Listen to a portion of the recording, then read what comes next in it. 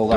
अभी देखिए ना, जैसे किसान अभी बैठा हुआ है, सबसे बड़ी बात तो ये वो कहेंगे कि इस ब्रीदर को अगर विपक्ष पहले से शुरू हो चुका है कि only slogans, no implementation, policy palaces, वो अभी सुबह से ही ट्वीट और ये सब जो क्या करें इसके शुरू हो अलावा गई वो है। आप विपक्ष से क्या उम्मीद कर सकते हो? ये कहेंगे कि भारत सरकार ने बहुत अच्छा काम किया, तो राजनीति क्या हुई? तो ये तो आपको एज्यूम करना चलेगा कि जो ऑपोजिशन है, पॉलिटिकल ऑपोजिशन, आप ये देखेंगे कि वो कभी भी ruling party and have them as remote workers. So if we have the infrastructure, the tech infrastructure to probably ensure part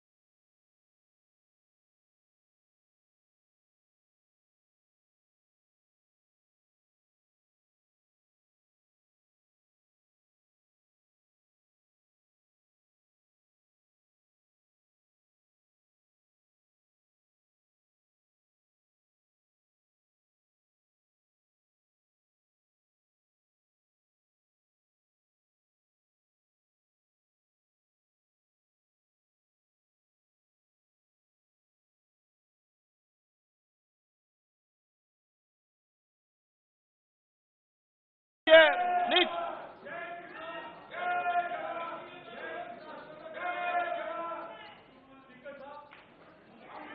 धन्यवाद जी। ऑनरेबल आपको बोलने का मौका दूंगा बजट के बाद, माननीय वित्त मंत्री जी। Honourable speaker, I present the budget for the year 2021-2022 as introduction. Honorable Speaker, the preparation of this budget was undertaken in circumstances like never before. We knew of calamities that have affected a country or a region within a country. But what we have endured with COVID-19 through 2020 is sui generis. When I presented the budget 2020-2021, we could not have imagined that the global economy, already in throes of a slowdown, would be pushed into an unprecedented contraction. We could not have also imagined then that our people, as those in other countries, would have to endure the loss of near and dear ones and suffer hardships brought about due to a health crisis. The risk of not having a lockdown was far too high. Within 48 hours of declaring a 3-week-long complete lockdown, the Prime Minister announced the Pradhan Mantri Garib Kalyan Yojana, valued at 2.76 lakh crores, that provided free food, free food grain to 800 million people, free cooking gas for 80 million families for months, and cash directly to over 400 million farmers, women, elderly, the poor, and the needy. Even as a large section of citizens stayed home, milk, vegetables, fruit suppliers, health and sanitary workers, truck drivers, railways and public transport workers, bank employees, electricity workers, our annadatas, police, firemen and the armed forces all had to go about their work as normal, but with the additional anxiety of the virus hanging over them. We recognize this, and I think I speak on behalf of everybody in this august house when I express my heartfelt gratitude to these men and women for how they were able to carry out their work and duty to provide for the nation's basics over those crucial months. Speaker, sir, for public good, honorable members of parliament and members of legislative assemblies too offered their salaries. In May 2020, the government announced the Atmanirbhar Bharat package. To sustain the recovery further into the year, we also rolled out 2 more Atmanirbhar packages, 2 and 3. Total financial impact of all the Atmanirbhar Bharat packages, including measures taken by the RBI, was estimated to be about 27.1 lakh crores, which amounts to more than 13% of our GDP. As a government, we kept a watch on the situation and were proactive in our responses. The government, led by the Prime Minister, stretched its resources to deliver for most vulnerable sections of our society, the poorest of the poor, the Dalits, the tribals, the elderly, the migrant workers, and our children. The Pradhan Mantri Garib Kalyan Yojana, the 3 Atmanirbhar packages, and announcements made later were like 5 mini budgets in themselves. The Atmanirbhar packages accelerated our pace of structural reforms, redefinition of MSMEs, commercialization of the mining sector, agriculture and labor reforms, privatization of public sector undertakings, one nation, one ration card, production-linked incentive schemes are some of the notable reforms carried. Faceless income tax assessment, DBT, and financial inclusion are the others. Today, India has 2 vaccines available जो था एक जंगल राज medically safeguarding not only her own citizens against COVID-19, but also those of 100 or more countries. It is added comfort to know that 2 or more vaccines are also expected soon. Honorable Prime Minister launched the vaccination drive by crediting and thanking our scientists. We are ever grateful for the strength and rigor of their efforts. Having said that, we are all reminded time and again that our fight against COVID-19 continues into 2021. Now, just as it happened after the 2 world wars, there are signs that the political, economic, and strategic relations in the post-COVID world are changing. This moment in history is the dawn of a new era, one in which India is well poised to truly be the land of promise and hope. I borrow the words of Rabindranath Tagore. Faith is the bird that feels the light and sings when the dawn is still dark. Faith is the bird that feels the light and sings when the dawn is still dark. In this spirit, I can't help but recall the joy that we as cricket-loving nation felt after the Team India's recent spectacular success in Australia. It has reminded us of all the qualities that we as a people, particularly our youth, epitomize of having abundant promise and the unsuppressed thirst to perform and to succeed. Today, data shows that India now has one of the lowest death rate of 112 per million population and one of the lowest active cases of about 130 per million. This has laid the foundation to the revival we are seeing now in the economy. This budget will be the first of this new decade. This budget will also be a digital budget, and that has happened with all your support. So far, only 3 times has a budget followed a contraction in the economy. All such contractions earlier were as a result of situations typical to India. This time, the contraction in our economy is due to a global pandemic, just like in several other countries. Having said that, I want to confidently state that our government is fully prepared to support and facilitate the economy's reset. This budget provides every opportunity for our economy to raise and capture the pace that it needs for a sustainable growth. 2021 is the year of many important milestones for our history. I mention a few of these. It is the 75th year of independence, 60 years of Goa's accession to India, 50 years of the 1971 India-Pakistan War. It will be the year of the 8th census of independent India.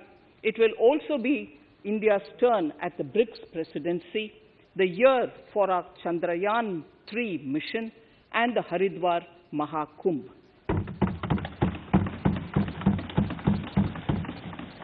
Honorable Speaker, before I commence Part A of the budget, I want to take a moment to acknowledge how isolating and distancing seemed like insurmountable challenges for a country like ours that has people coming together in times of crisis.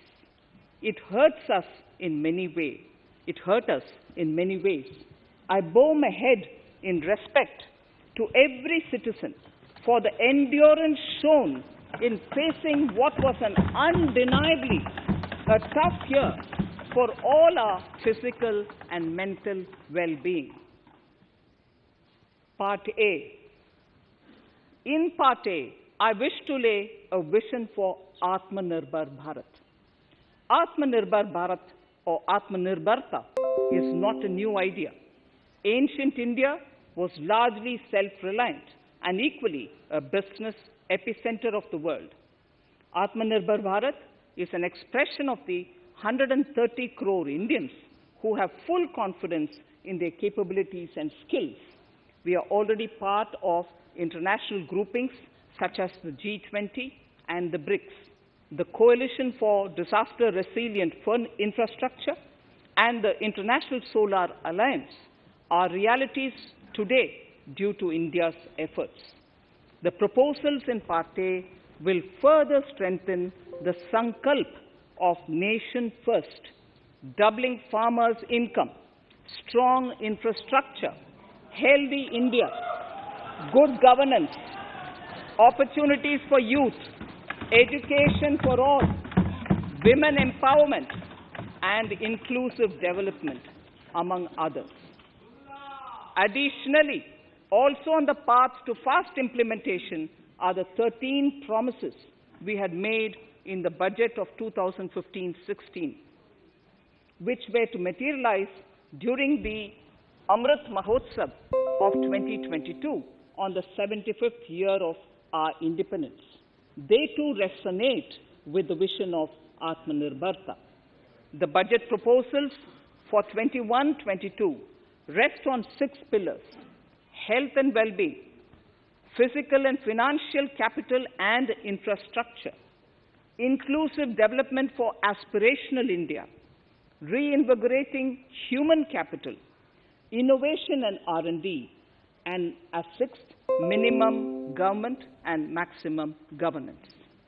I now move to talking about the first pillar, health and well-being.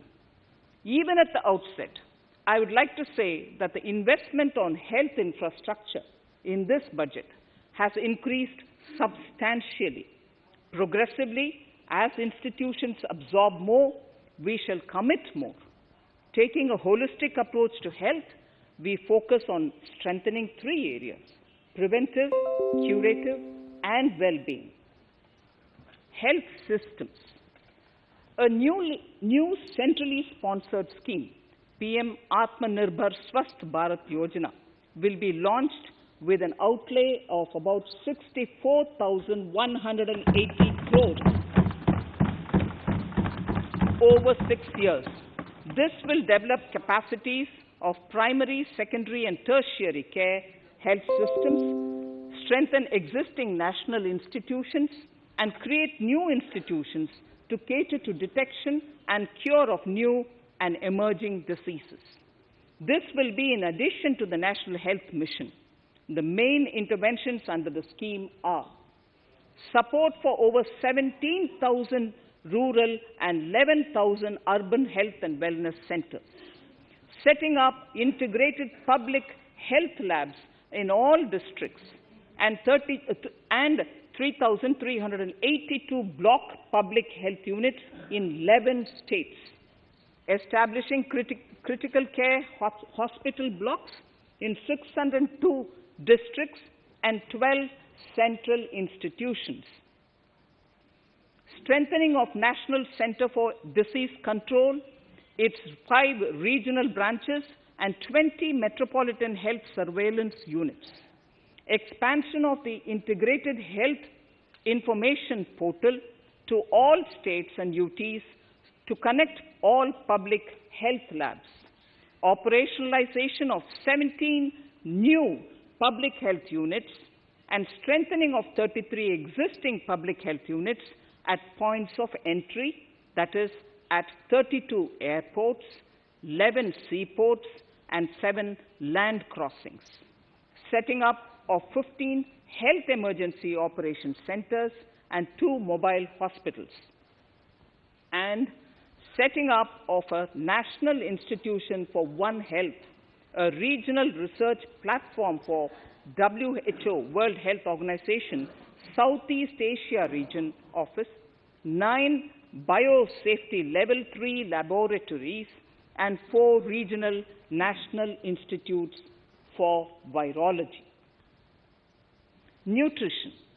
To strengthen nutritional content, delivery, outreach, and outcome, we will merge the supplementary nutrition program and the Poshan Abhiyan and launch the Mission Poshan 2.0. We shall adopt an intensified strategy to improve nutritional outcomes across 112 aspirational districts. Universal coverage of water supply. The World Health Organization has repeatedly stressed the importance of clean water, sanitation, and clean environment as a prerequisite to achieving universal health. The Jal Jeevan Mission Urban will be launched. It aims at universal water supply in all 4,378 urban local bodies with 2.86 crores household tap connections, as well as liquid waste management in 500 Amrit cities. It will be implemented over 5 years with an outlay of 2,87,000 crores.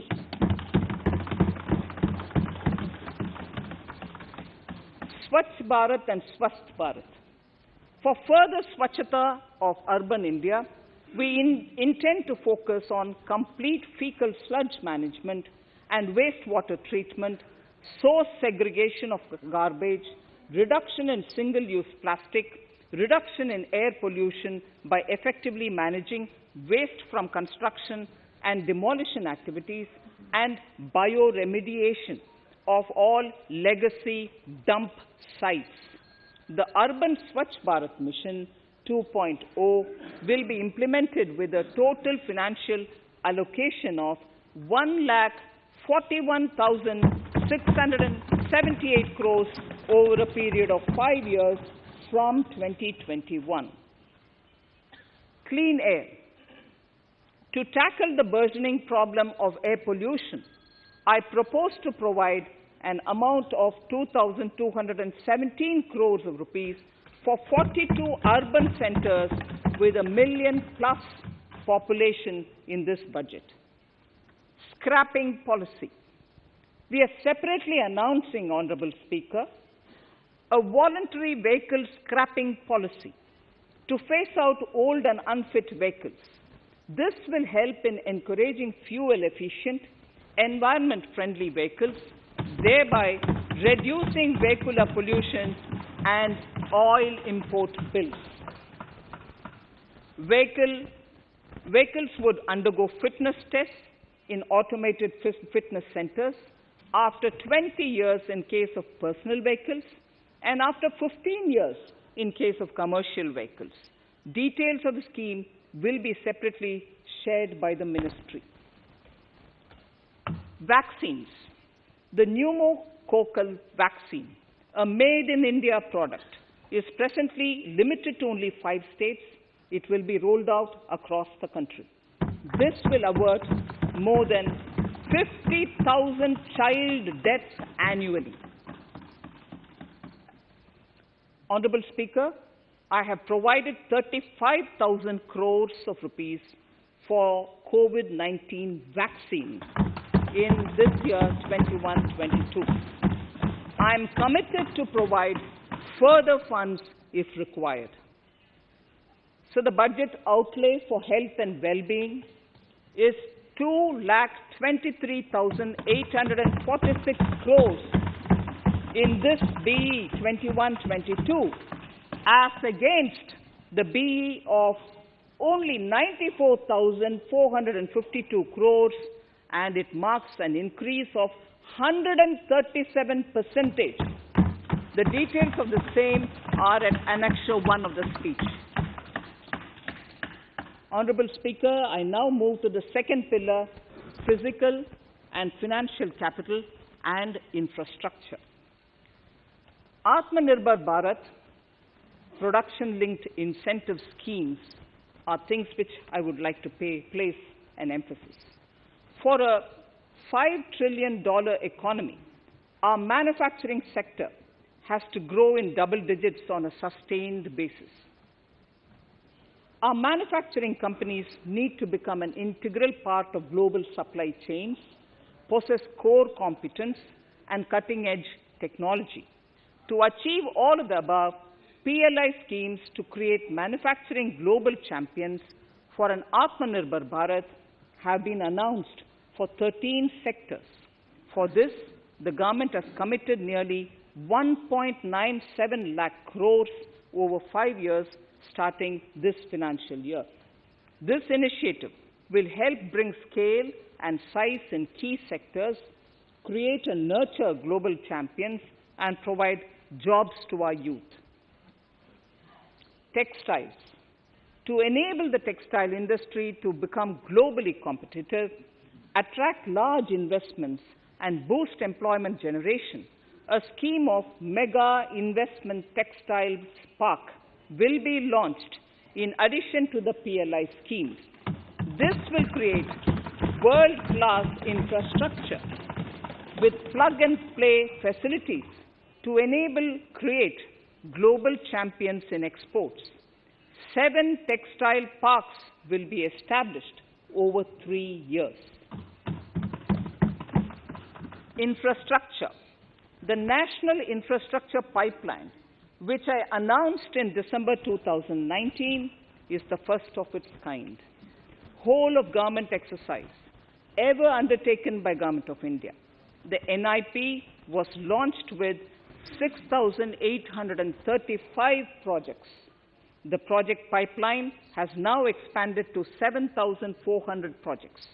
Around 217 projects worth rupees 1.10 lakh crores under some key infrastructure ministries have been completed.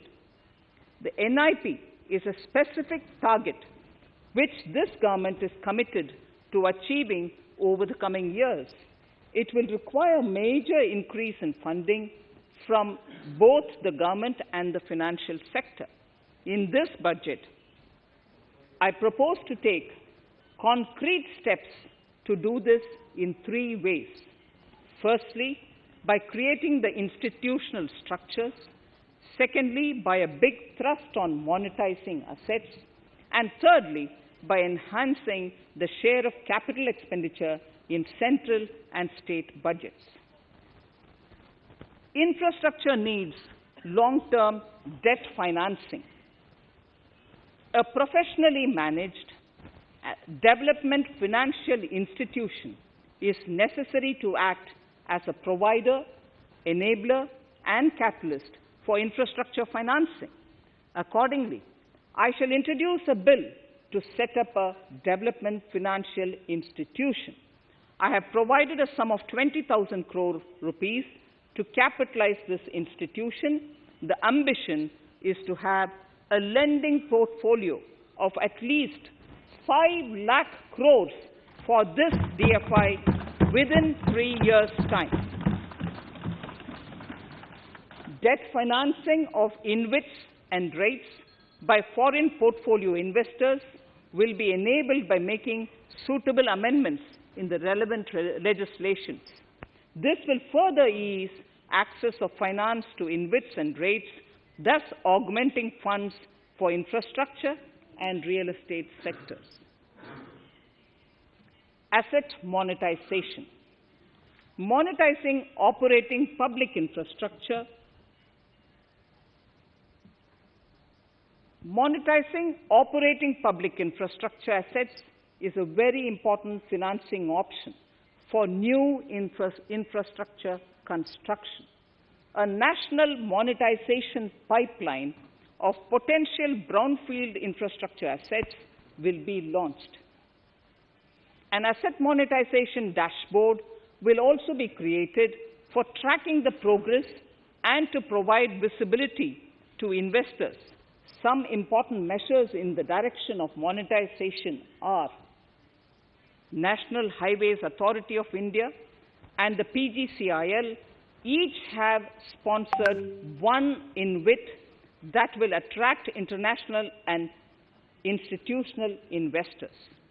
5 operational roads with an estimated enterprise value of 5,000 crores of rupees are being transferred to the NHAI InvIT.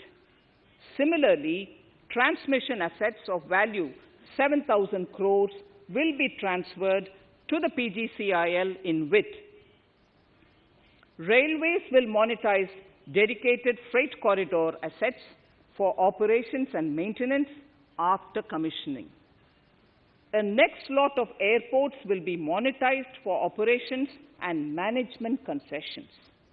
Other core infrastructure assets that will be rolled out under the asset monetization programs are NHAI operational toll roads, 2 transmission assets of PGCL, 3 oil and gas pipelines of GAIL, Gas Authority of India Limited, IOCL and HPCL, Airports Authority of India airports in Tier 2 and 3 cities, other railway infrastructure assets, warehousing assets of CPSE, such as the Central Warehousing Corporation and NAFED, among others, and sports stadiums. Sharp increase in capital budget. In the BE 2020-21, we had provided for 4.12 lakh crores for capital expenditure. It was our effort that in spite of resource crunch, we should spend more on capital, and we are likely to end this year at around 4.39 lakh crores, which I have provided in the RE of 2020-2021. For 21-22, I propose a sharp increase in capital expenditure and thus have provided 5.54 lakh crores, which is 34.5% more than the BE of 2020-2021. Of this, I have kept a sum of more than 44,000 crores in the budget head of the Department of Economic Affairs to be provided for projects, programs, or departments that show good progress in capital expenditure and are in need of further funds. Over and above this expenditure, we would also be providing more than 2 lakh crores to states and autonomous bodies for their capital expenditure. We will also work out specific mechanisms to nudge states to spend more of their budget on creation of infrastructure.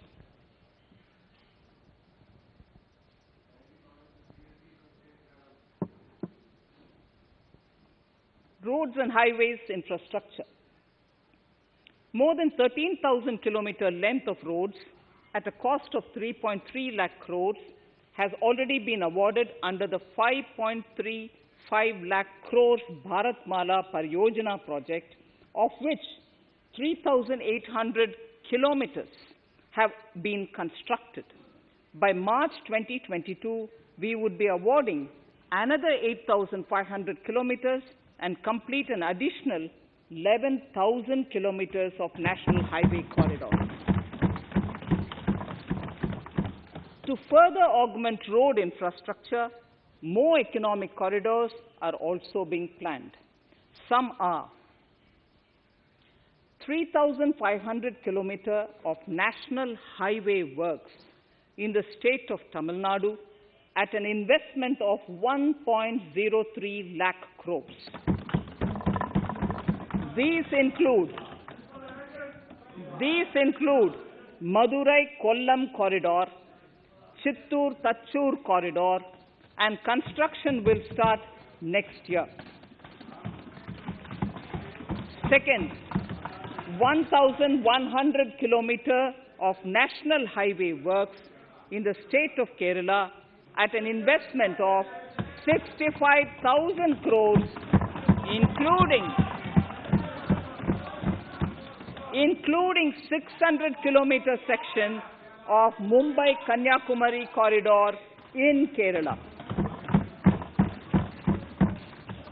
Third, 675 kilometers of highway works in the state of West Bengal at a cost of 25,000 crores, including upgradation of existing road Kolkata-Siliguri.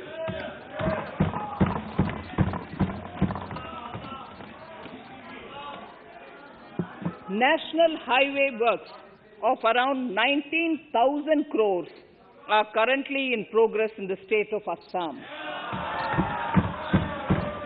Further works of more than 34,000 crores covering more than 1,300 kilometers of national highways will be undertaken in the state in the coming 3 years. Some of the flagship corridors and other important projects that would see considerable activity in 2021-22 are in Annexure 2 to my speech.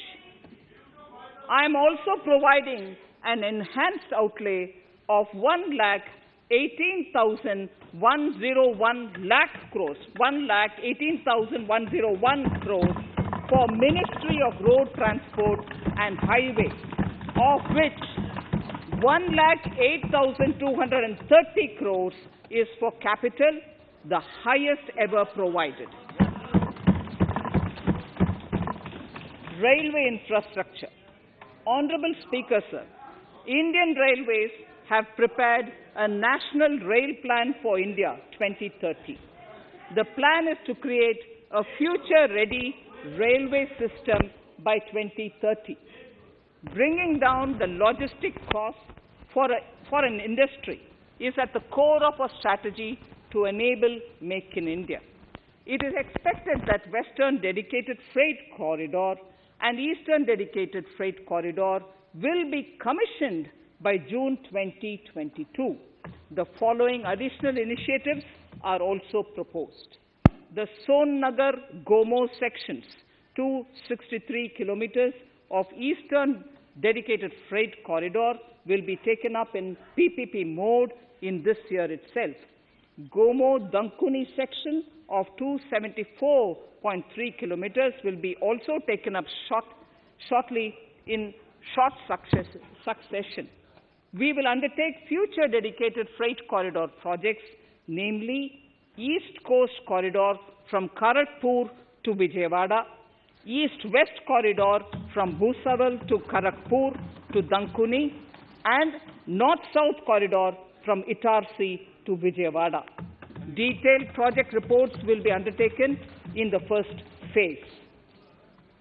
Broad gauge route kilometers, RKM as they refer to, electrified is expected to reach 46,000 kilometers, 46,000 RKM. That is 72% by end of 2021 from 41,548 RKMs on 1st October 2020. 100% electrification of broad gauge routes will be completed by December 2023. For passenger convenience and safety, the following measures are being proposed. We will introduce the aesthetically designed Vista Dome LHB coach on tourist routes to give better travel experience to passengers. The safety measures undertaken in the past few years have borne results. To further strengthen this effort, high-density network and highly utilized network routes of Indian Railways will be provided with an indigenously developed automatic train protection system that eliminates train collision due to human error. I am providing a record sum of 1,10,055 crores for railways, of which 1,07,100 crores is for capital expenditure only. Urban infrastructure. We will work towards raising the share of public transport in urban areas through expansion of metro rail networks and augmentation of city bus services. A new scheme will be launched at a cost of 18,000 crores to support augmentation of public bus transport services. The scheme will facilitate deployment of innovative PPP models to enable private sector players to finance, to acquire, to operate, and to maintain over 20,000 buses. The scheme will boost the automobile sector, provide fillip to economic growth, create employment opportunities for our youth, and enhance ease of mobility for urban residents. A total of 702 kilometers of conventional metro is operational, and another 1,016 kilometers of metro and RRTS is under construction in 27 cities. Two new technologies, that is Metro Light and Metro Neo, will be deployed to provide metro rail systems at much lesser cost with same experience, convenience, and safety in Tier 2 cities and peripheral areas of Tier 1 cities also. Central counterpart funding will be provided to Kochi Metro Railway Phase 2 of 11.5 kilometers at a cost of 1,957.05 crores. Chennai Metro Railway Phase 2 of 118.9 kilometers at a cost of 63,246 crores. Bengaluru Metro Railway Project Phase 2A and 2B of 58.19 kilometers at a cost of 14,788 crores. Nagpur Metro Rail Project Phase 2 and Nashik Metro at a cost of 5,976 crores and 2,092 crores respectively. Power infrastructure.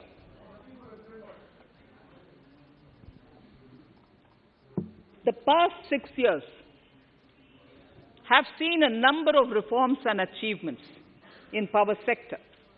We have added 139 gigawatts of installed capacity, connected an additional 2.8 crore households, and added 1.41 lakh circuit kilometers of transmission lines.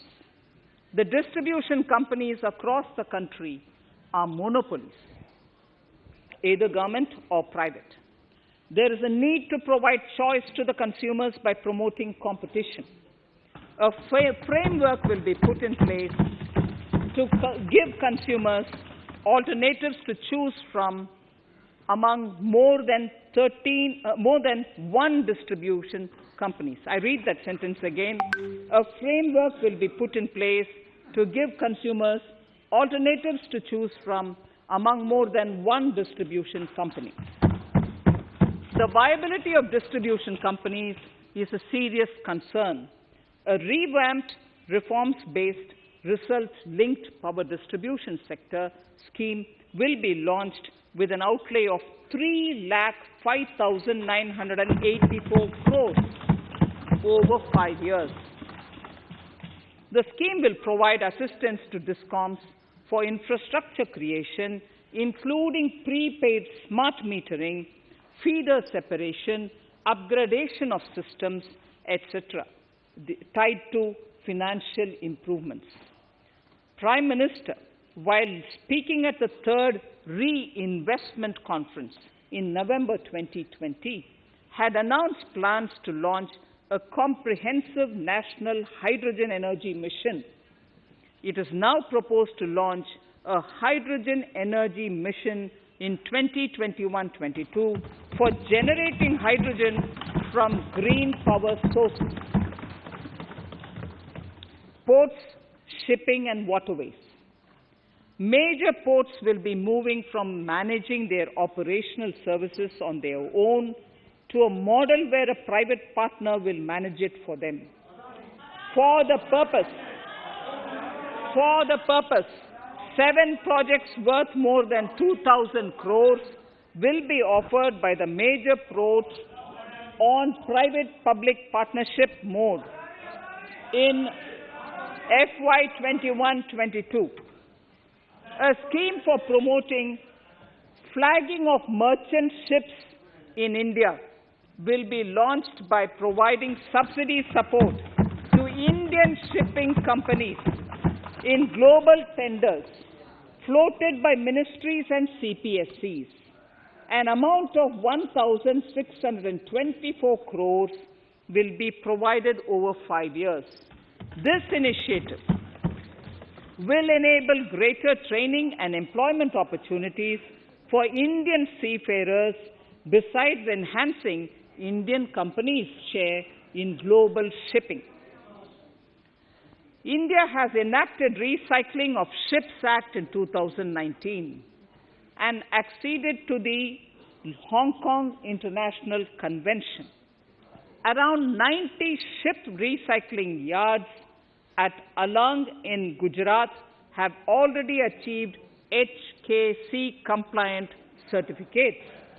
Efforts will be made to bring more ships to India from Europe and Japan.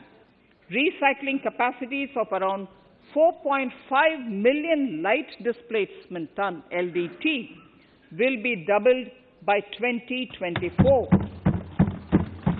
This is expected to generate an additional 1.5 lakh jobs for our youth. Petroleum and natural gas. Our government has kept fuel supplies running across the country without interruption during the COVID-19 lockdown period. Taking note of the crucial nature of the sector in people's lives, the following key initiatives are being announced. 1. Ujjwala scheme, which has benefited 8 crore households, will be extended to cover 1 crore more beneficiaries. We will add 100 more districts in next 3 years to the city gas distribution network. A gas pipeline project will be taken up in the Union Territory of Jammu and Kashmir. An independent gas transport system operator will be set up for facilitation and coordination of booking of common carrier capacity in all natural gas pipelines on a non-discriminatory open access basis. Financial capital. I propose to consolidate the provisions of the SEBI Act 1992, Depositories Act 1996, Securities Contracts Regulation Act 1956, and Government Securities Act 2007 into a rationalized single securities markets code. The government would support the development of a world-class fintech hub at the GIFT IFSC. To instill confidence amongst the participants in corporate bond market during times of stress and to generally enhance secondary market liquidity, it is proposed to create a permanent institutional framework. The proposed body would purchase investment-grade debt securities both in the stressed and normal times and help in the development of the bond market. In the budget 2018-19, government had announced its intent to establish a system of regulated gold exchanges in the country. For the purpose, SEBI will be notified as the regulator, and Warehousing Development and Regulatory Authority will be strengthened to set up a commodity market ecosystem arrangement, including vaulting, assaying, logistics, etc., in addition to warehousing. Towards investor protection, I propose to introduce an investor charter as a right of all financial investors across all financial products. To give a further boost to the non-conventional energy sector, I propose to provide additional capital infusion of 1,000 crores to Solar Energy Corporation of India and 1,500 crores to Indian Renewable Energy Development Agency. I propose to amend the Insurance Act 1938 to increase the permissible FDI limit from 49% to 74% in insurance companies and allow foreign ownership and control with safeguards. Under the new structure, the majority of directors on the board and key management persons would be resident Indians, with at least 50% of directors being independent directors and specified percentage of profits being retained as general reserve. Stressed asset resolution by setting up a new structure. The high level of provisioning by public sector banks of their stressed assets calls for a measure to clean up the bank books. An asset reconstruction company limited, an asset management company would be set up to consolidate and take over the existing stressed debt and then manage and dispose of the assets to alternative investment funds and other potential investors for eventual value realization. Recapitalization of PSB. To further consolidate the financial capital capacity of PSBs, further recapitalization of 20,000 crores is proposed in 21-22. Deposit insurance. Last year, government had approved an increase in the deposit insurance cover from 1 lakh rupees to 5 lakhs for bank customers. I shall be moving amendments to DICGC Act 1961 in this session itself to streamline the provision so that if a bank is temporarily unable to fulfill its obligations, the depositors of such bank can get easy and time-bound access to their deposits to the extent of the deposit insurance cover. This would help depositors of banks that are currently under stress. To improve credit discipline, while continuing to protect the interests of small borrowers, for NBFCs with minimum asset size of 100 crores, the minimum loan size eligible for debt recovery under the Securitization and Reconstruction of Financial Assets and Enforcement of Security Interests SARFAESI Act 2002, it is proposed to be reduced from the existing level of 50 lakhs to 20 lakhs. Company matters. The decriminalization of the procedural and technical compoundable offences under Companies Act 2013 is now complete. I now propose to take up decriminalization of the Limited Liability Partnerships Act 2008. Honourable Speaker, I propose to revise the definition under the Companies Act 2013 for small companies by increasing the threshold for paid-up capital from not exceeding 50 lakh to not exceeding 2 crores and turnover from not exceeding 2 crores to not exceeding 20 crores. This will benefit more than 2 lakh companies in easing their compliance requirements.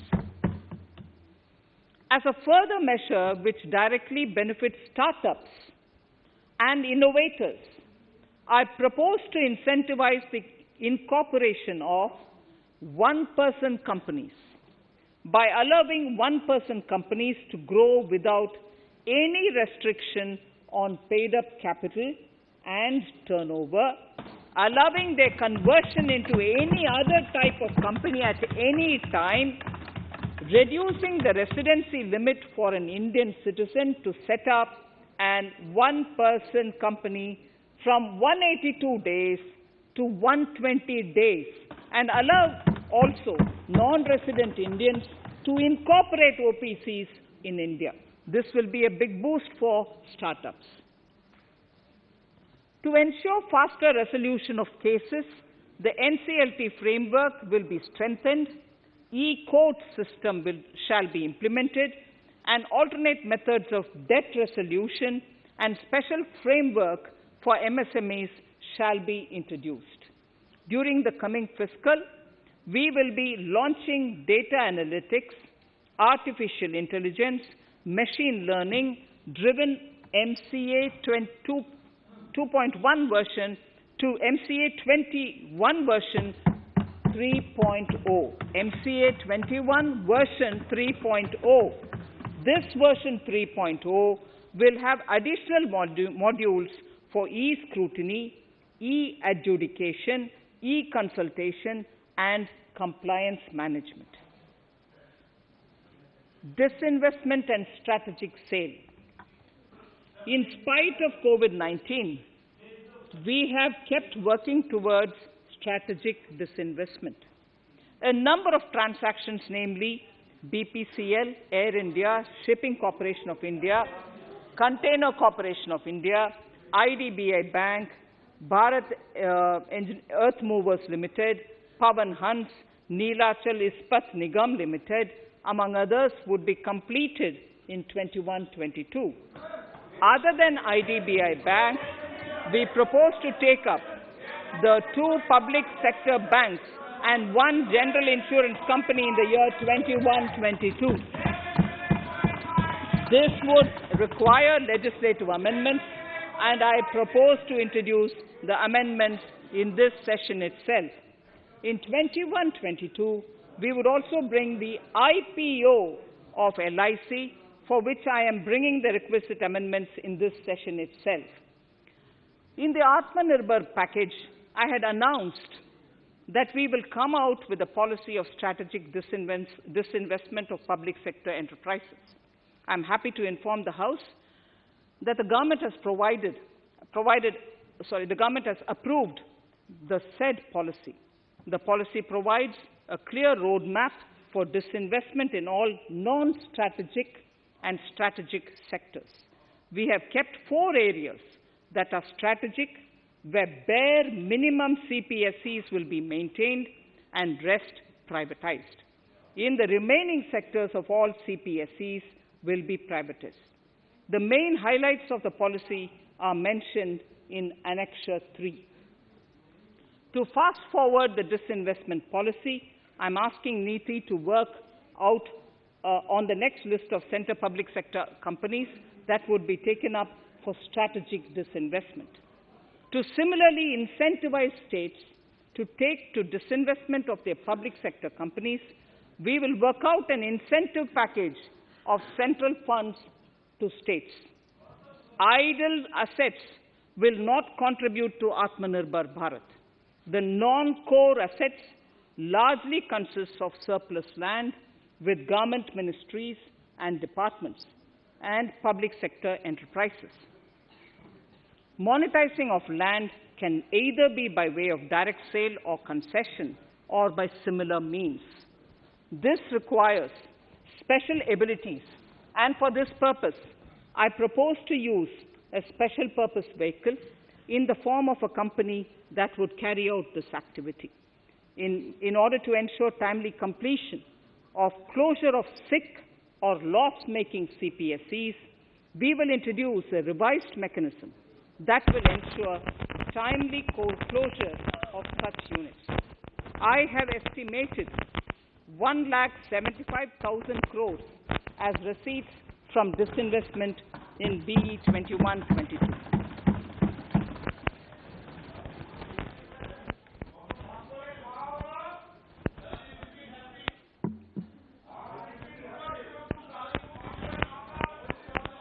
Government financial reforms.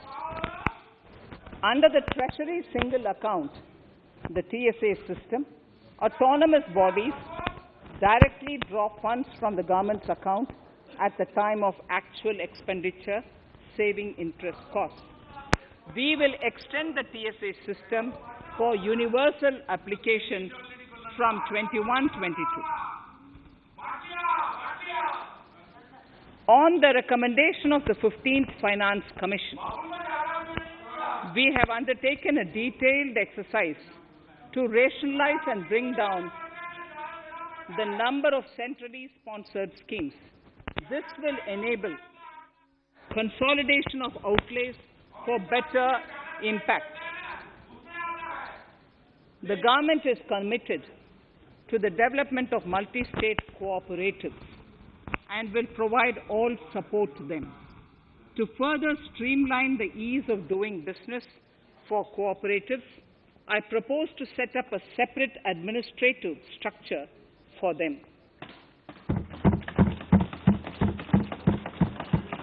So the third pillar of Atmanirbhar Bharat, inclusive development for aspirational India.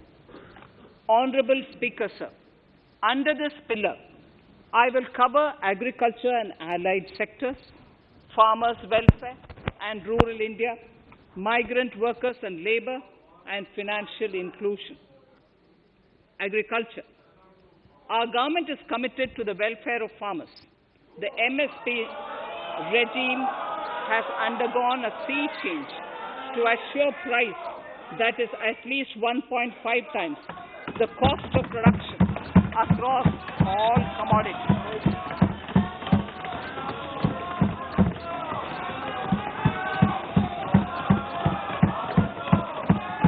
The procurement has also continued to increase at a steady pace. This has resulted in increase in payment to farmers substantially. In case of wheat, a total amount paid to farmers in 2013-14. Honorable Speaker, sir, the data that I give now is important for all honorable members to kindly hear. In case of wheat, the total amount paid to farmers in 2013-14 was 33,874 crores. In 2019-20, it was 62,802 crores.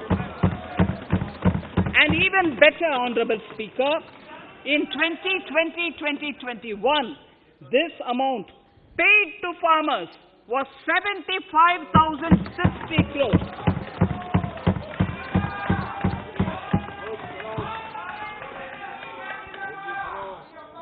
Honorable Speaker, again an important fact. The number of wheat growing farmers that were benefited increased in 2020-21 to 43.36 lakhs compared to 35.57 lakhs in 2019-20. That much of an increase within 1 year. For paddy, again an important data. For paddy, the amount paid in 2013-14 was 63,928 crores. In 2019-20, this increased to 1,41,930 crores. Even better, in 2020-2021, in 2020-21, this is further estimated, and I'm saying this is further estimated because the procurement is ongoing, and therefore I can't give you the final figure. This is further estimated to increase to 1,72,752 crores. The number of farmers benefited increased from 1.24 crores in 2019-20 to 1.54 crores in 2020-21. In the same way, Honorable Speaker, sir, in the case of pulses, the amount paid in 2013-14 was 236 crores. In 2019-20, this was increased to 8,285 crores. Now in 2021, it is at 10,530 crores. More than 40 times increase from 2013-14. The receipts to cotton farmers have seen a stupendous increase from 90 crores in 2013-14 to 25,974 crores I'm giving you data as of 27th January 2021. This is bound to increase. From 90 crores for cotton farmers in 2013-14 to 25,974 crores in 2021. All the details in complete narration is available in Annexure 4 to my speech. Early this year, Honorable Prime Minister had launched the Swamitva scheme. Under this, a record of rights is being given to property owners in villages. Up till now, about 1.80 lakh property owners in 1,241 villages have been provided cards.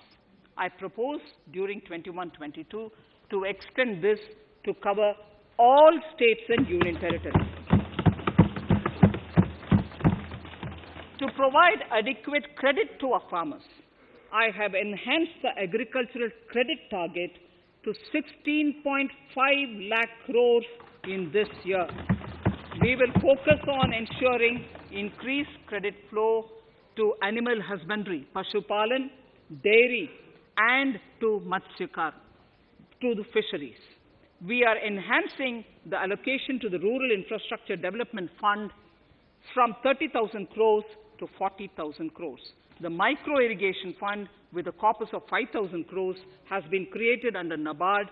I propose to double it by augmenting it by another 5,000 crores. To boost value addition in agriculture and allied products and their exports, the scope of Operation Green Scheme, that is presently applicable to only tomatoes, onions, and potatoes, will be enlarged to include 22 perishable crops. Around 1.68 lakh crore farmers, around 1.68 crore farmers are registered, and 1.14 lakh crores of rupees trade value has been carried out through e-NAMs, the National Agricultural Market. Keeping in view the transparency and the competitiveness that e-NAM has brought into the agricultural market, 1,000 more mandis will be integrated with e-NAM. Honorable Speaker, sir, with all this, the Agricultural Infrastructure Fund would be made available to the APMCs for augmenting their infrastructure facilities.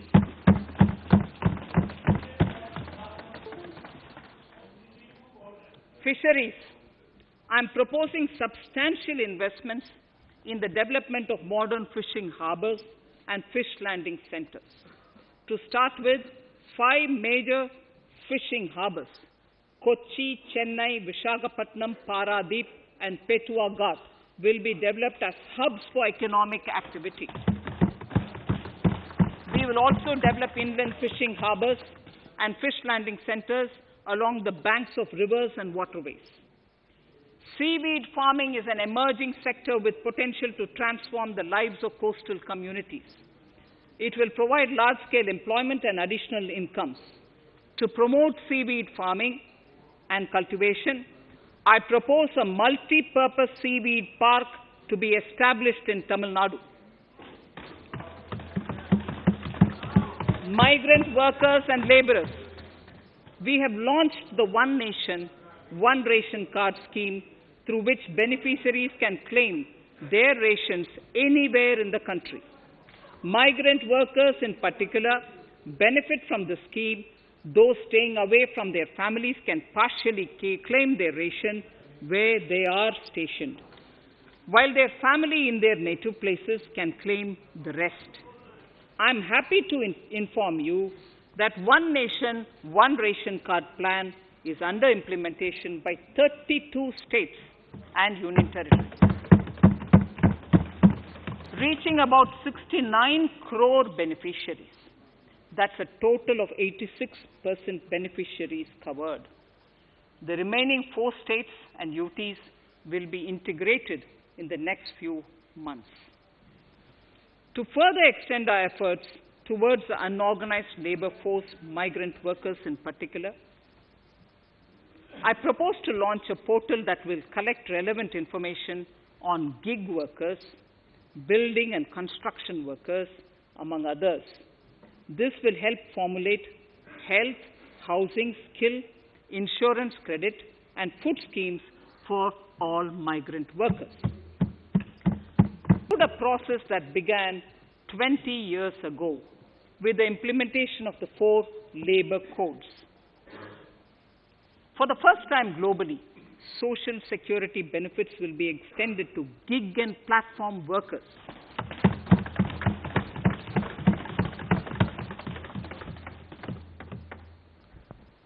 Minimum wages will apply to all categories of workers, and they will all be covered by the Employees State Insurance Corporation.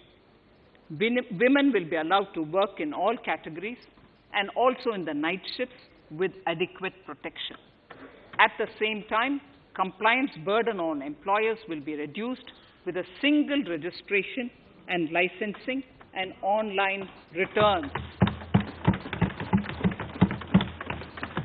Financial inclusion. To further facilitate credit flow under the scheme of Stand Up India for the scheduled castes and scheduled tribes and also women, I propose to reduce the margin money requirement from 25% to 15% only, and to also include loans for activities in allied sectors in allied activities in agriculture. We have taken a number of steps to support the MSME sector. In this budget, I have provided 15,700 crores to this sector more than double of the last year's B. Honorable Speaker, sir, I now go to the fourth pillar, reinvigorating human capital. The national education policy announced recently has had good reception. In school education, more than 15,000 schools will be qualitatively strengthened to include all components of the national education policy. They shall emerge as exemplar schools in their regions, hand-holding and mentoring other schools to achieve the ideals of policy. 100 new Sainik schools will be set up in partnership with NGOs, private schools, and states. Higher education. In Budget 2019-20, I had mentioned about the setting up of a higher education commission in India. We would be introducing the legislation this year to implement the same. It will be an umbrella body having 4 separate vehicles for standard setting, accreditation, regulation, and funding. Many of our cities have various institutions, universities, and colleges supported by the Government of India. Hyderabad, for example, has about 40 major institutions. In 9 such cities, we will create a formal umbrella structure so that these institutions can have better synergy while also retaining their internal autonomy. A glue grant will be set aside for this purpose. For accessible higher education in Ladakh, I propose to set up a central university in Leh.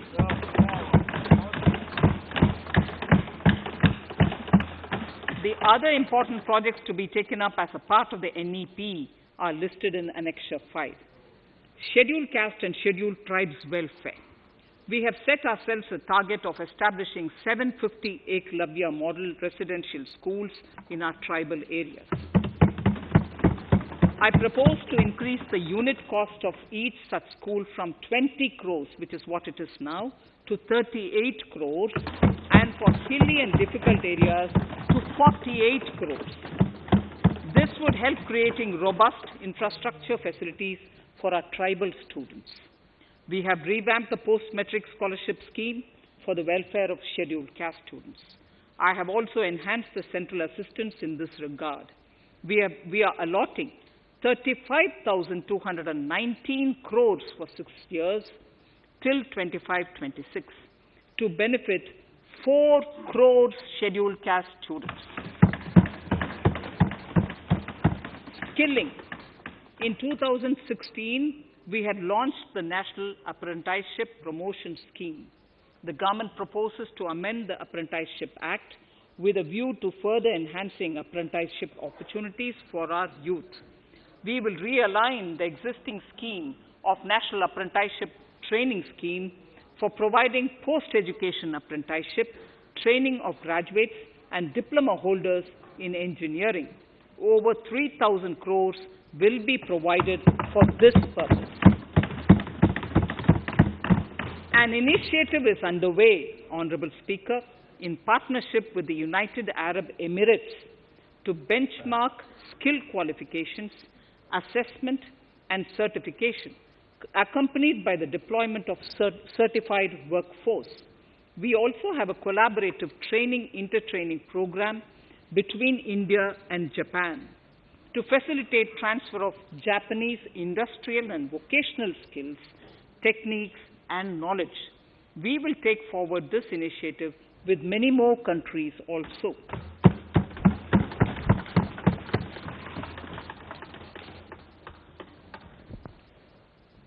Innovation and R&D. In my budget speech of 2019, I had announced the National Research Foundation. We have now worked out the modalities, and the NRF outlay will be of 50,000 crores over 5 years. It will ensure that the overall research ecosystem in the country is strengthened with focus on identified national priority thrust areas. There has been a manifold increase in digital payments in the recent past. To give a further boost to digital transactions, I earmarked 1,500 crores for a proposed scheme that will provide financial incentive to promote digital mode of payment. We will undertake a new initiative, National Language Translation Mission. This will enable the wealth of governance and policy-related knowledge on the Internet being made available in major Indian languages.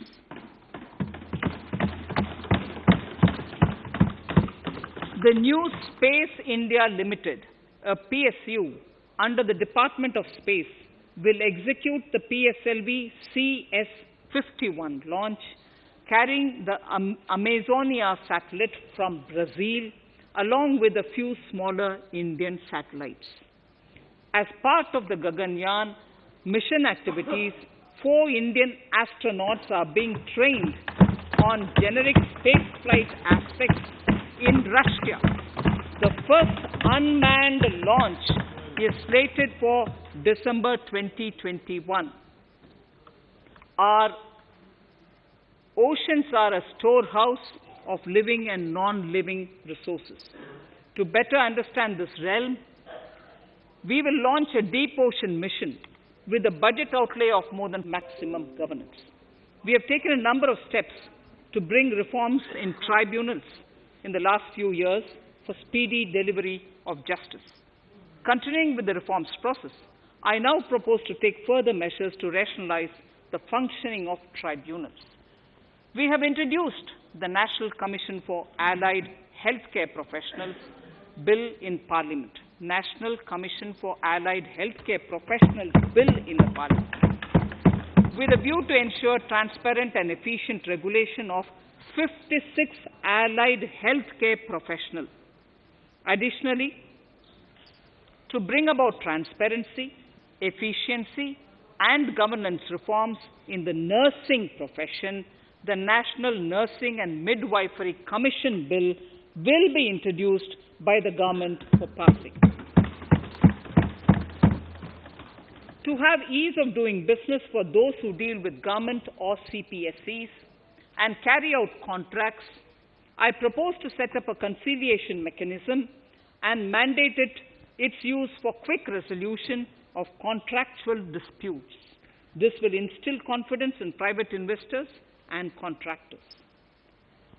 Honorable Speaker, sir, the forthcoming census could be the first digital census in the history of India.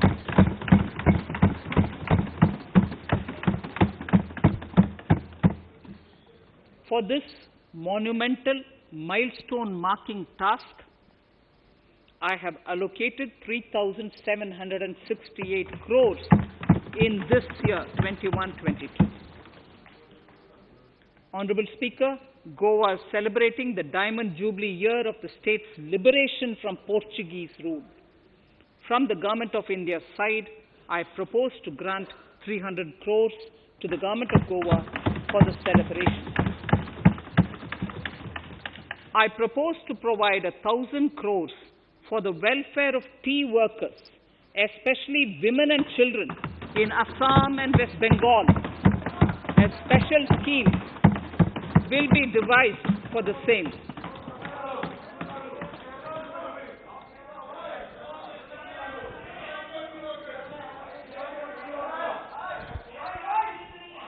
Fiscal position.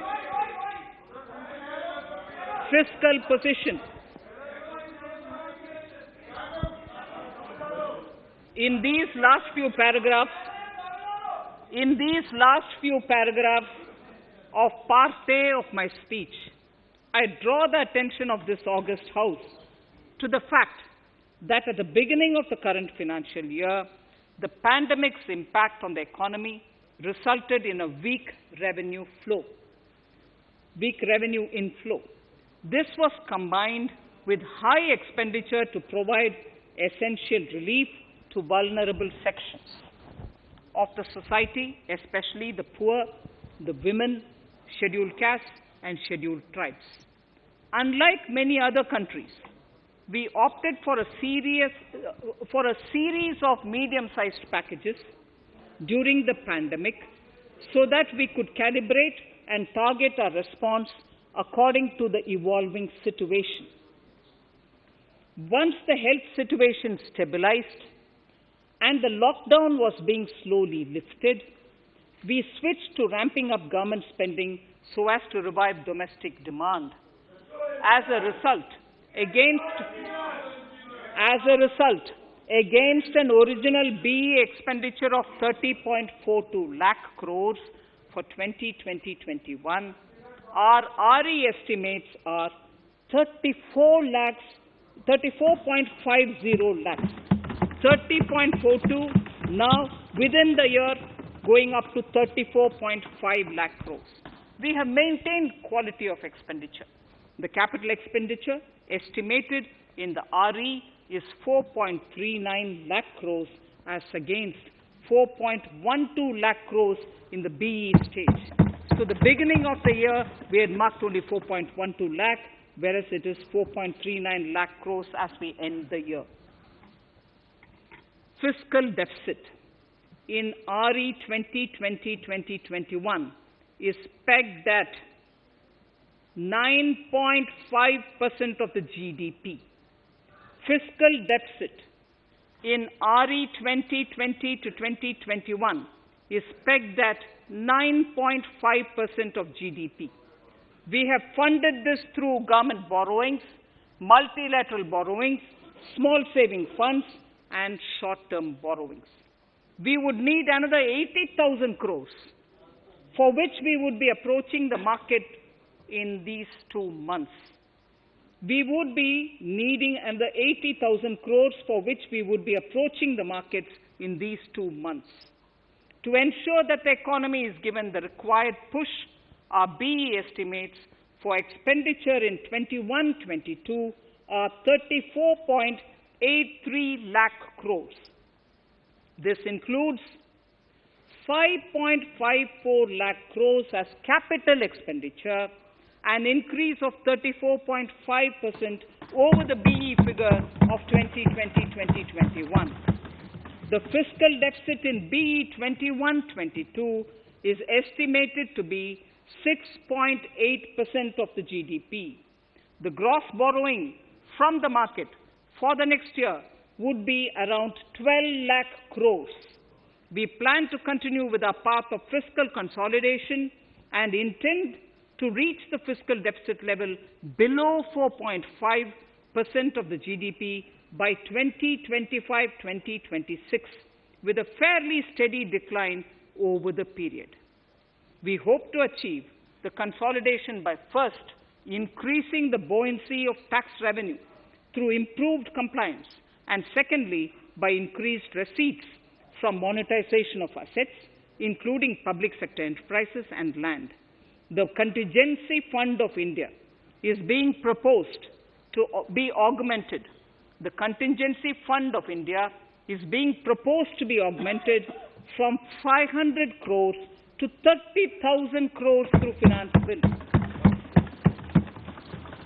In accordance with the views of the 15th Finance Commission, we are allowing a normal ceiling of net borrowing for the states at 4% of GSDP for the year 21-22. A portion of this ceiling will be earmarked to be spent on incremental capital expenditure. Additional borrowing ceiling of 0.5% of the GSDP will also be provided, subject to conditions. States will be expected to reach a fiscal deficit of 3% of GSDP by 2023-24, as recommended by the 15th Finance Commission. In the July 2019-20 budget, I introduced the Statement 27 on extra budgetary resources. It disclosed the borrowings of the government agencies that went towards funding Government of India schemes and whose repayment burden was on the government. In my 2020-21 budget, I enhanced the scope and coverage of that statement by including the loans provided by government to the FCI, the Food Corporation of India. Taking a step further in this direction, I propose to discontinue the NSSF loan to FCI for food subsidy, and accordingly, budget provisions have been made in RE 2020-21 and in the BE 2021-22. The extra budgetary resource details are at Annexure 6. We know that the FRBM Act mandates fiscal deficit of 3% of GDP to be achieved by 31st March 2020-2021. The effect of this year's unforeseen and unprecedented circumstances has necessitated the submission of a deviation statement under Sections 4 of Subclause 5 and Section 7, Subclause 3b of the FRBM Act, which I am laying on the table of the House as part of the FRBM documents. Towards achieving central government fiscal deficit along the broad path that I have already indicated, I will be introducing an amendment to the FRBM Act. Honourable Speaker, on the 9th of December 2020, the 15th Finance Commission submitted its final report covering the period 2021 to 2026 to the Rashtrapati Ji. The government has laid the Commission's report along with the explanatory memorandum in the Parliament, retaining the vertical shares of the states at 41%. We recognize our commitment to fiscal federalism and propose, therefore, to adhere to this recommendation. Jammu and Kashmir in the 14th Finance Commission was entitled to get devolution being a state. Now the funds of the UTs of Jammu Kashmir and Ladakh would be provided by the centre. I have also provided on the Commission's recommendation 1,18,452 crores as revenue deficit grant to 17 states in 21-22, as against 74,340 crores to 14 states in 2020-21. Honourable Speaker, I would now move to Part B of my speech.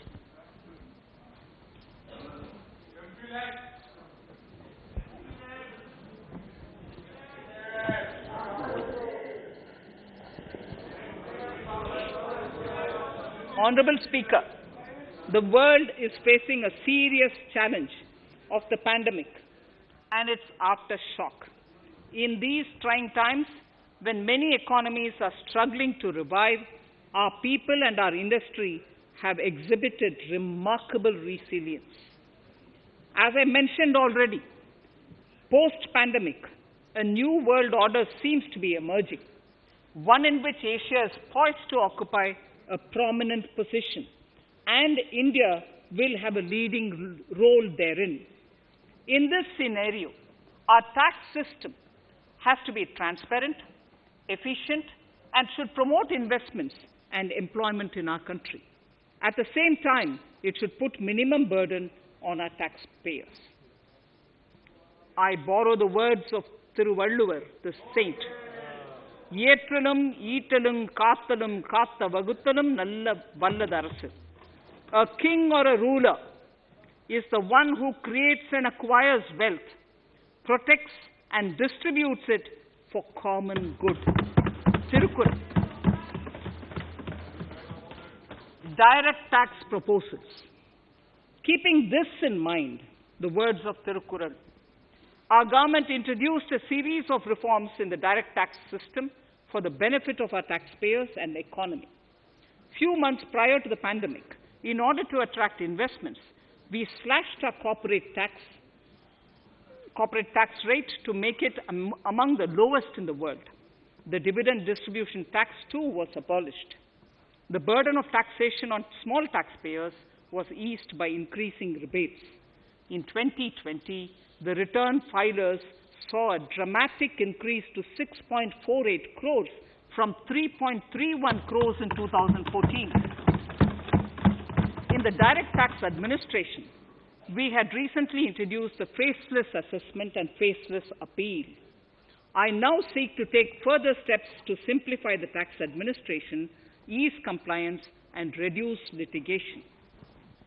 Relief to senior citizens.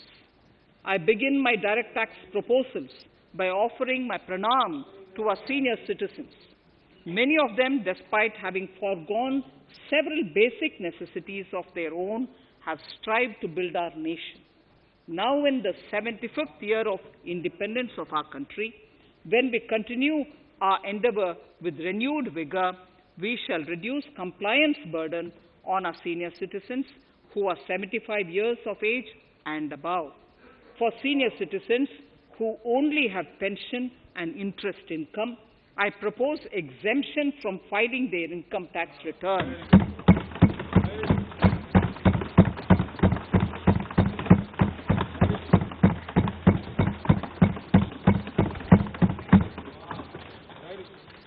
The paying bank will deduct the necessary tax on their income. Reduction in time for income tax proceedings. This is a very key announcement if you are asking. Honorable Speaker, presently an assessment can be reopened up to 6 years and in serious tax fraud cases for up to 10 years. As a result, taxpayers have to remain under uncertainty for a very long time. I therefore propose to reduce this time limit for reopening of assessments to 3 years from the present 6 years.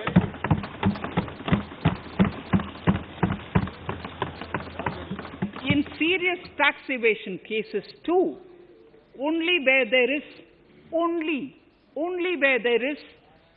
evidence of concealment of income of 50 lakh or more in a year. In serious tax evasion cases too, only where there is evidence of concealment of income of 50 lakh or more in a year can the assessment be reopened up to 10 years. Even this reopening can be done only after the approval of the Principal Chief Commissioner, the highest level of Income Tax Department. Setting up the Dispute Resolution Committee. Honorable Speaker, it has been the resolve of this government to reduce litigation, which mars the present taxation system. The government came out with the Direct Taxation Vivad Se Vishwas scheme to give taxpayers an opportunity to settle long-pending disputes and be relieved to further strain on their time and resources. The response from taxpayers has been the best ever, as over 110,000 taxpayers have already opted to settle tax disputes of over 85,000 crores under the scheme. To further reduce litigation for small taxpayers, I propose to constitute a dispute resolution committee for them, which will be faceless to ensure efficiency, transparency, and accountability. Anyone with a taxable income up to 50 lakh and disputed income up to 10 lakh shall be eligible to approach the committee. Faceless IT-AT. For ease of compliance and to reduce discretion, we are committed to make the taxation processes faceless. The government has already introduced faceless assessment and appeal this year. The next level of income tax appeal is the Income Tax Appellate Tribunal. I now propose to make this tribunal faceless. We shall establish a national faceless Income Tax Appellate Tribunal Center. All communication between the tribunal and the appellant shall be electronic. Where personal hearing is needed, it shall be done through video conferencing. Relaxations to NRI. When non-resident Indians return to India, they have issues with respect to their accrued incomes in their foreign retirement accounts. This is usually due to mismatch in taxation period. They also face difficulties in getting credit for Indian taxes in foreign jurisdictions. I propose to notify rules for removing their hardship of double taxation. Exemption from audit. Currently, if your turnover exceeds 1 crore, you have to get your accounts audited. In February 2020 budget, I had increased the limit for tax audit to 5 crores for those who carry out 95% of their transactions digitally. To further incentivize digital transactions and to reduce compliance burden, I propose to increase this limit for tax audit for such persons from 5 crores to 10 crores. Relief for dividend. In the previous budget, I had abolished the dividend distribution tax in order to incentivize investment. Dividend was made taxable in the hands of shareholders. Now, in order to provide ease of compliance, I propose to make dividend payment to rate and InvIT exempt from TDS. Further, as the amount of dividend income cannot be estimated correctly by the shareholders for paying advance tax, I propose to provide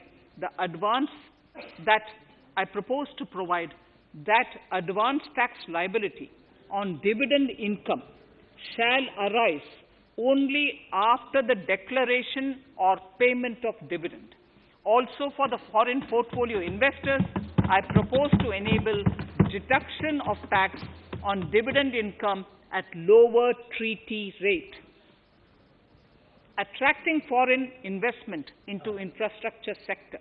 In the last budget, for attracting foreign investment in the infrastructure sector, we had granted 100% tax exemption, subject to certain conditions, to foreign sovereign wealth funds and pension funds on their income from investment in Indian infrastructure. We have noticed that few of such funds are facing difficulties in meeting some of the conditions. In order to ensure that a large number of funds invest in India, I propose to relax some of these conditions relating to prohibition on private funding, restriction on commercial activities, and direct investment in infrastructure. In order to allow funding of infrastructure by issue of zero-coupon bonds, I propose to make notified infrastructure debt funds eligible to raise funds by issuing tax-efficient zero-coupon bonds. Affordable housing.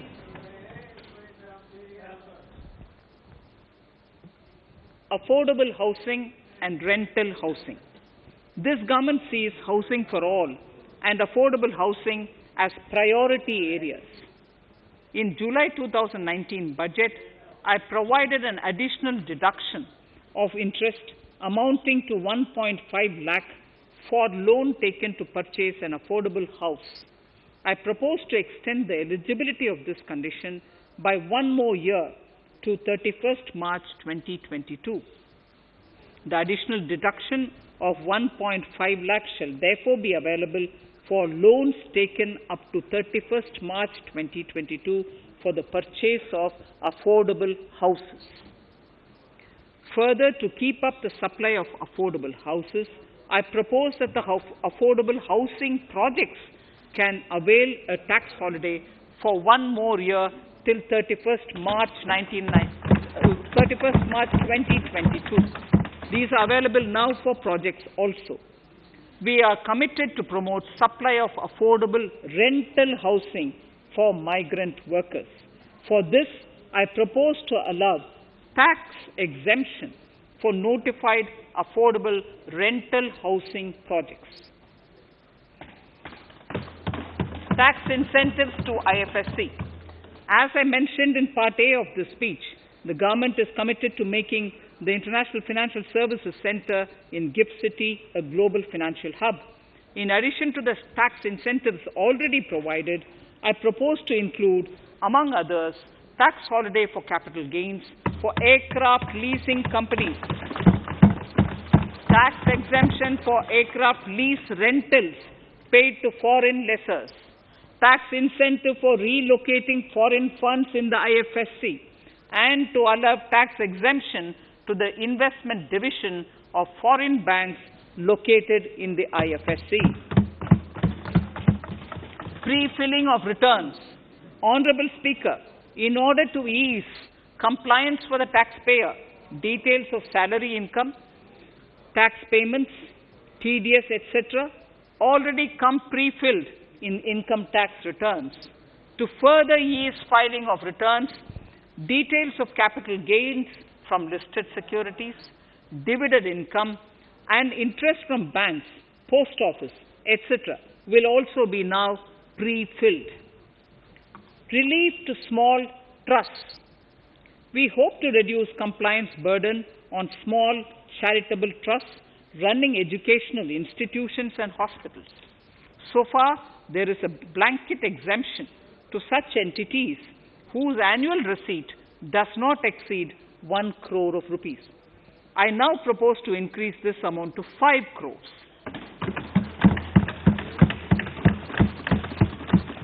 Labor welfare. We have noticed that some employers deduct the contribution of employees toward provident funds, superannuation funds, and other social security funds, but do not deposit these contributions within the specified time. For these employees, this means a loss of interest or income. In cases where an employer later becomes financially unviable, non-deposit results in a permanent loss for the employees.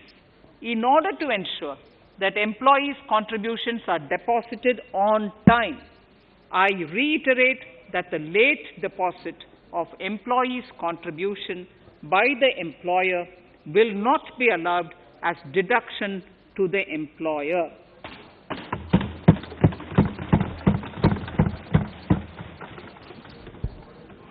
Incentives for startups.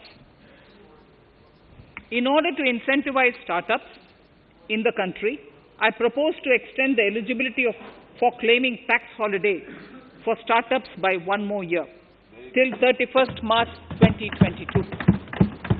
Further, in order to incentivize funding for the startups, I propose to extend the capital gains exemption for investment in startups by 1 more year, till 31st March 2022.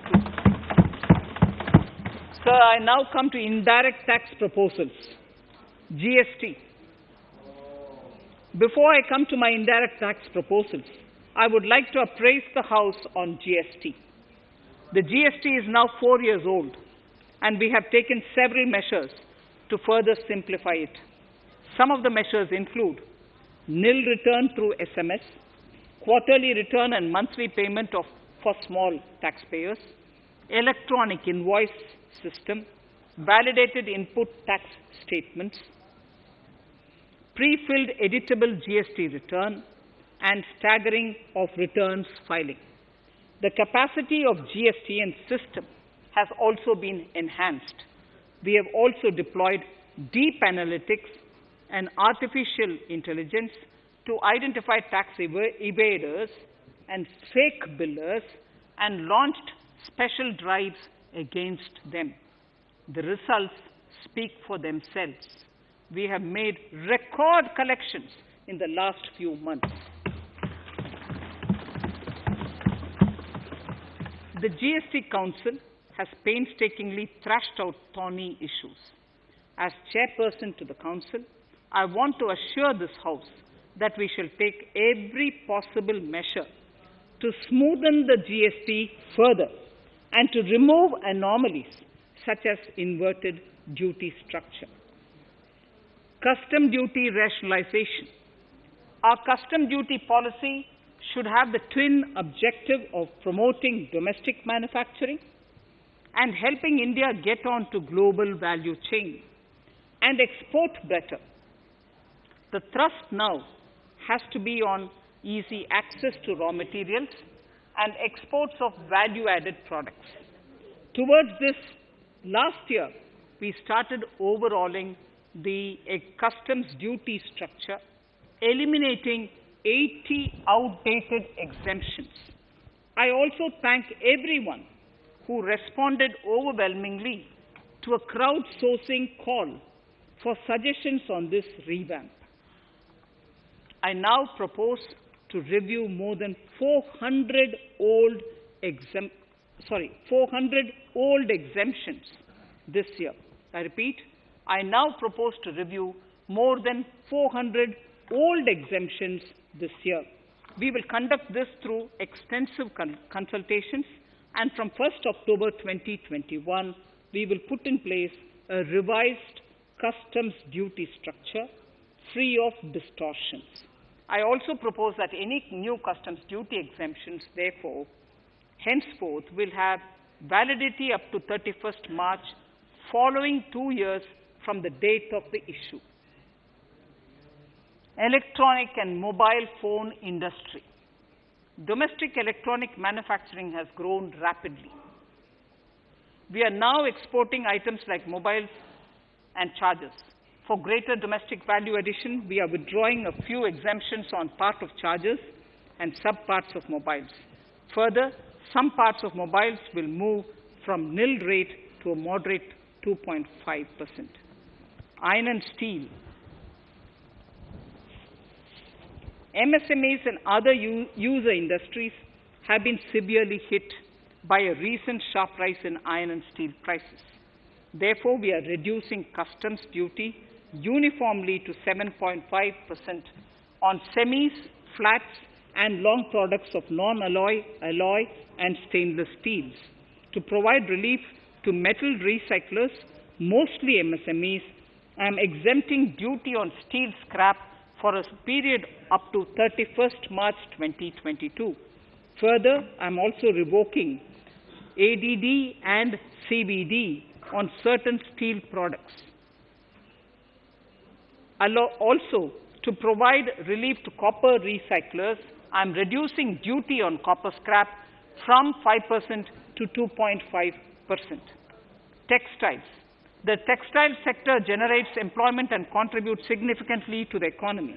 There is a need to rationalize duties on raw material inputs to man-made textiles. We are now bringing nylon chain on par with polyester and other man-made fibers. We are uniformly reducing the BCD rates on caprolactam, nylon chips, nylon fiber, and yarn to 5%. This will help the textile industry, MSMEs, and also overall exports. Chemicals. We have calibrated customs duty rates on chemicals to encourage domestic value addition and to remove inversions. Apart from other items, we are reducing customs duty on naphtha to 2.5% to correct inversion. Gold and silver presently attract a basic customs duty of 12.5%. Since the duty was raised from 10% in July 19, prices of precious metals have risen sharply. To bring it closer to previous levels, we are rationalizing customs duty on gold and silver. Renewable energy. In Part A, we have already acknowledged that solar energy has huge promise for India. To build up domestic capacity, we will notify a phased manufacturing plan for solar cells and solar panels. At present, to encourage domestic production, we are raising duty on solar inverters from 5% to 20% and on solar lanterns from 5% to 15%. Capital equipment and auto parts. There is immense potential in manufacturing heavy capital equipment domestically. We will comprehensively review the rate structure in due course. However, we are revising duty rates on certain items immediately. We propose to withdraw exemptions on tunnel boring machine. It will attract a customs duty of 7.5% and its parts a duty of 2.5%. We are raising customs duty on certain auto parts to 15% to bring them on par with general rate on auto parts. MSME products. We are proposing certain changes to benefit MSMEs. We are increasing duty from 10 to 15% on steel screws and plastic builder wares. On prawn feed, we increase it from 5 to 15%. We are rationalizing exemption on import of duty-free items as an incentive to exporters of garments, leather, and handicraft items. Almost all of these items are made domestically by our MSMEs. We are withdrawing exemption on imports of certain kinds of leathers as they are domestically produced in good quantity and quality, mostly by MSMEs. We are also raising customs duty on finished synthetic gemstones to encourage domestic processing. Agriculture products to benefit farmers. We are raising customs duty on cotton from nil to 10%. on raw silk and silk yarn from 10 to 15%. We are also withdrawing end-use-based concession on denatured ethyl alcohol. Currently, rates are being uniformly calibrated to 15% on items like maize, bran, rice bran, oil cakes, and animal feed additives. There is an immediate need to improve agricultural infrastructure so that we produce more while also conserving and processing agricultural output efficiently. This will ensure enhanced remuneration for our farmers. To earmark resources for this purpose, I propose an agricultural infrastructure and development cess on a small number of items. However, while applying this cess, we have taken care not to put additional burden on consumers on most items. Rationalization of procedures and easing of compliance. For their judicious application, we propose certain changes in the provisioning related to ADD, anti-dumping duty, and CVD, countervailing duty levies. To complete customs investigation, we are prescribing definite timelines. In 2020, we rolled out the Turant Customs Initiative, which brought in faceless, paperless, and contactless customs measures. With effect from September 2020, we have implemented a new procedure for administration of rules of origin. This has helped in putting a check on misuse of FTAs. The specific details of direct and indirect tax changes proposed are listed in the annexure to my speech. Honorable Speaker, sir, with these words, I commend the budget to this august House. Thank you.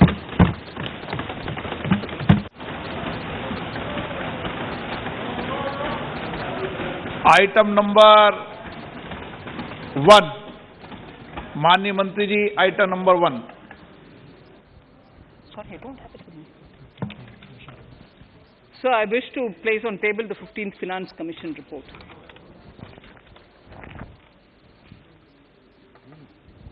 Item number 3, माननीय मंत्री जी।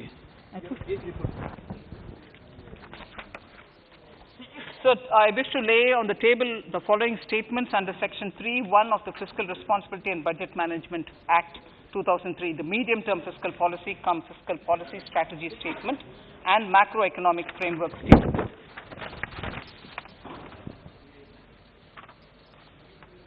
Item number 4. So I wish to seek your permission to move for leave to introduce the Finance Bill 2021. प्रश्न ये कि विधेयक को पुनर्स्थापित करने की अनुमति प्रदान की जाए। जो सदस्य इसके पक्ष में हाँ कहें, जो सदस्य इसके विरोध में ना कहें। मेरे विचार में निर्णय हाँ वालों के पक्ष में हुआ, हाँ वालों के पक्ष हुआ। माननीय मंत्री जी विधेयक को पुनर्स्थापित करें। Shri Prahlad Joshi ji. With your permission, I rise to present the 18th report of Business Advisory Committee. माननीय सदस्यगण, माननीय वित्त मंत्री जी के बजट भाषण की प्रतियां प्रकाशक फलक पर उपलब्ध है।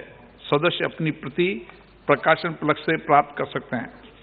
माननीय सदस्यगण, जैसा कि आपको समाचार 2 के माध्यम से पहले सूचित किया जा चुका है कि बजट